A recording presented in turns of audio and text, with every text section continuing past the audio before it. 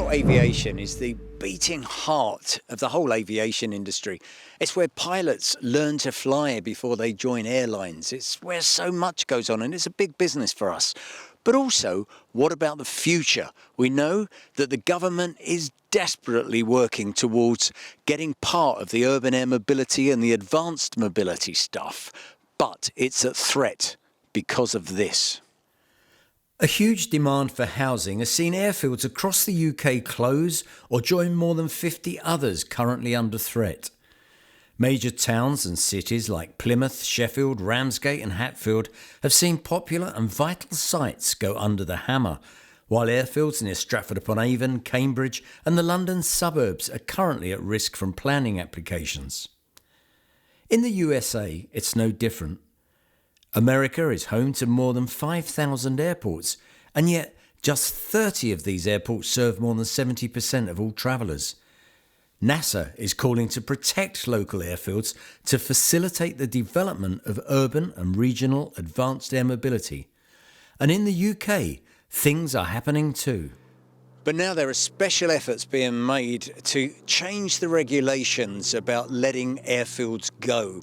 Leading that charge is the General Aviation Awareness Council, working with the government's all-party committee in order to see if there's change that can happen. And we talked to John Gilder, who's the vice chairman of the GAAC.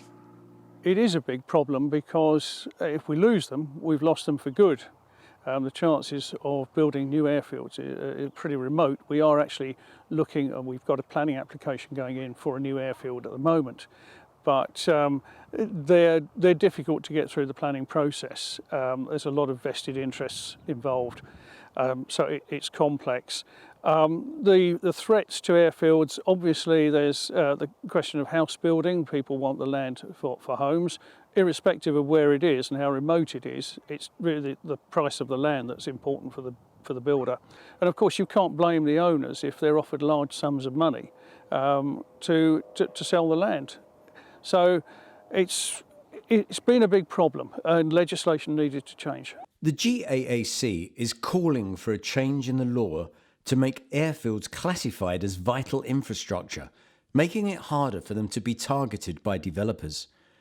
And as urban and regional advanced air transport comes closer, then it's essential the UK has the infrastructure to lead in this new sustainable air transport system.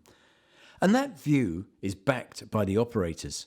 I asked Neil Cloughley, the founder and CEO of Faraday, which is building a bioelectric hybrid aircraft at Duxford, how important an issue this is. Absolutely massive. I mean, out of the 300 aircraft that we've designated to build by 2030, 40 of those we're going to base in the UK at these types of airfields and operate regional intercity pairings and inter-town pairings that have never been done before. So it's hugely important. And I think it's really good to emphasize the likes of Elstree, Stableford, Fair Oaks, airfields like this around London. You imagine flying to Liverpool, Manchester, Leeds for £25 each way in 45 minutes from airfields like that. I mean, it's a no-brainer. Why on earth would we get rid of that?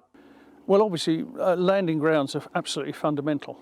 You can't. There's no point in having the aircraft if you can't land them. In addition, people forget that if you have unmanned aerial vehicles, they still need to be stored. They need to be maintained. They will not be in the air all the time.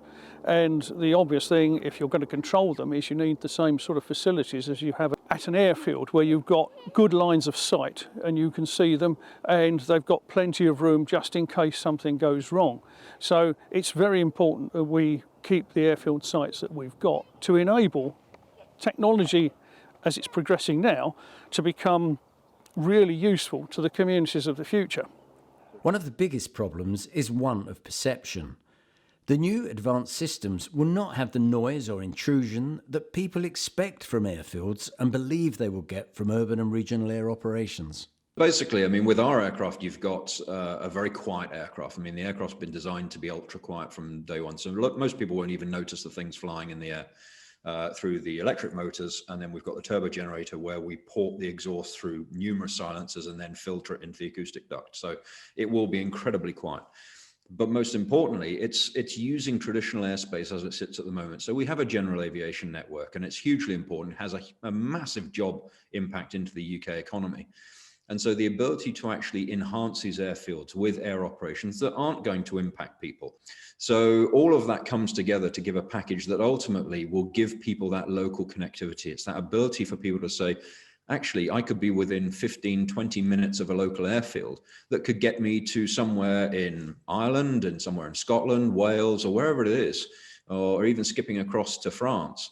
On a really low cost basis and a convenient basis. So on the one hand, you can see that there is a purpose for airfields, for housing and so on, for farmers to make their money. But on the other hand, of course, there's the future of the UK's aviation industry. And what we want to know is which way is the wind blowing?